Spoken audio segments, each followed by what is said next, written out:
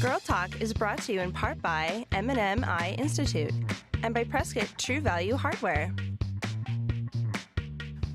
Hey, we are back with girls. Of course, this doesn't always just apply to girls, but we've got some great things going on. We have Angela Scott back with us, and she has all the scoop on hiking the Grand Canyon. So let's get with it, girls and guys, too. Angela, great to have you back with us. So great to be here, Sandy. And this Hello. is a topic that I am so incredibly passionate about.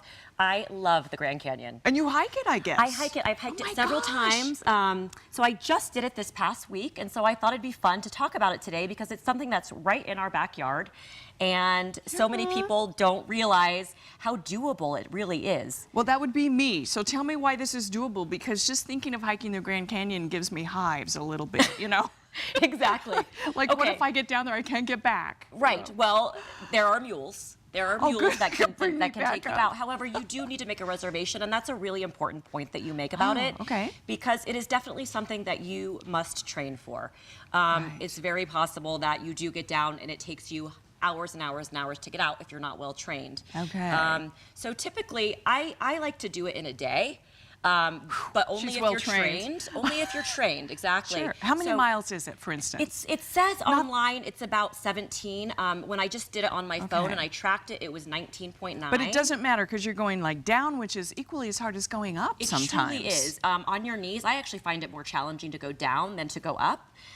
So it's about 7 miles down. What I like to do is to go down South Kaibab and out Bright Angel, which means nothing to you if you've never done it. But if someone out there is I did read the book about the Bridie of the Grand Canyon, you know, the little mule in the Grand Canyon. Right, yeah, exactly. When I was in 2nd grade. Oh, okay, well, and it stuck, exactly. Sorry. So this right here on the screen is Ooh La La Point. That's down South Kaibab. It's actually a beautiful point, but it's only 1 mile down. So what you figure is, going down doesn't take very long, right? But you always account it takes twice as long to go back up. So that just a mile sounds very, you know, easy.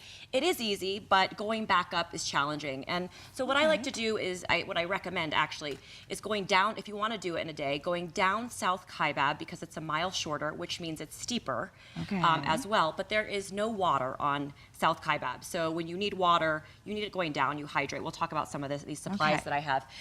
You need to hydrate definitely, but there is no water available on the trail going down. So when you go down, you hike down, you bring your water, but then going up Bright Angel, there are 3 or 4 spots, spigots and bathrooms and water. Nice, so you can drink all your water on the way down and have light baggage on the way up. Exactly, exactly. So I'll show you how I like to do it. I love these Camelbacks. They are just the best. Have you used one of these? Never. No, okay. In fact, I donated one to the thrift store because I've never used it. Okay, we're gonna get you in a canyon. I'm getting you, that's my goal.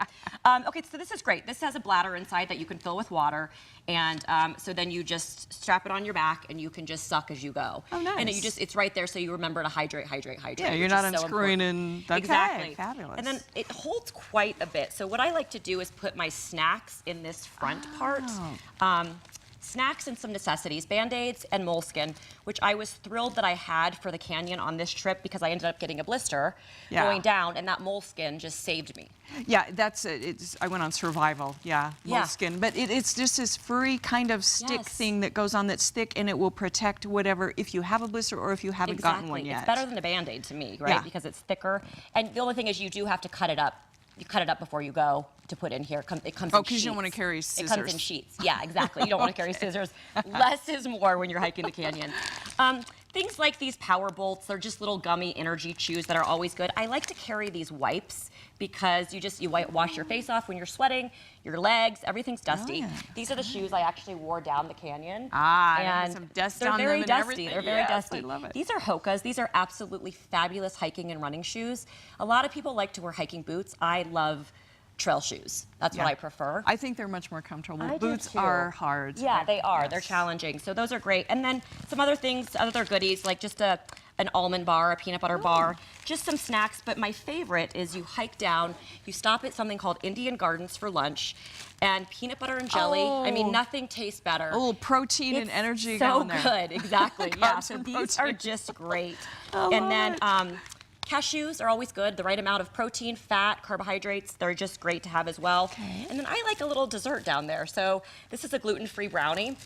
And these just taste so good, right? When you're depleted, and Yep. it just gives you a little energy because you need your energy to get And again, out. the chocolate's kind of a mind thing. It makes you happier too. Yeah, absolutely. So that's a good idea. Absolutely. The other necessity that I found that I really like is your phone, right? You want your phone to take all the pictures while you're in the Right. canyon. But then there are times you don't want it. It just, it takes everything to get out of that canyon. You're like, The I don't less want to weight, deal the with better. it. Yeah, this is one of those, a lot of people have these. You strap it on your arm. And you put your phone in nice. it, and you can. So a little carrier, your muscles Yeah. getting stronger instead of working your leg. I mean, Exactly. instead of packing it on exactly. your back. And the last mile out of the canyon on Bright Angel is just brutal.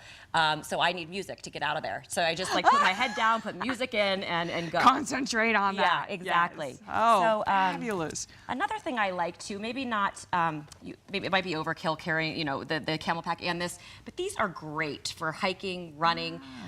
It carries your keys in there. I put my little keys right in here. fabulous. But these are just fabulous. You just hold it when you run or hike, and this is a nice. favorite of mine. Oh, clever. So Sandy, the canyon, I don't think I mentioned this yet.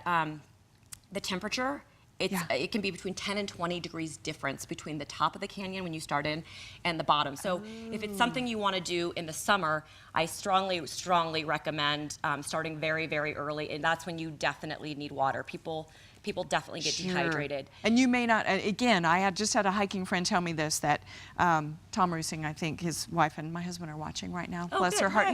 No, he says, whether you're running a marathon, whether you're hiking, whatever, by the time you get thirsty, it's too late. Exactly. You've got to be hydrating the whole time or your body will hit the wall. Absolutely, and I've had it happen.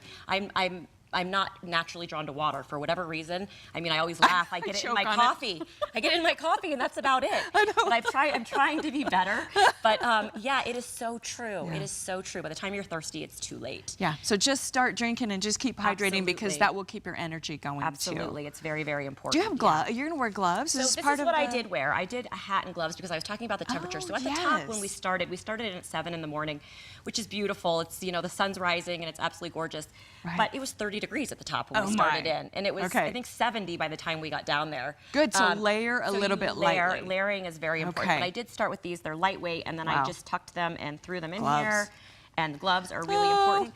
I well, also we're attached. we're like out of time, but you need we are. shade. So But you do. yeah, A hat's wear really good. hats, You wear attach it to your camel sunscreen. pack, yeah. I love this ibuprofen. No. Yeah, that's always a goodie. Yeah, preventative. Angela Scott, thank you. Wonderful, wonderful Thank you. tips. You might just inspire me to hike the Grand Okay, Canyon. I hope so. Thank you, Thank you. Angela Scott. Don't go away. We're going to take a break. We'll be right back. So you stay here.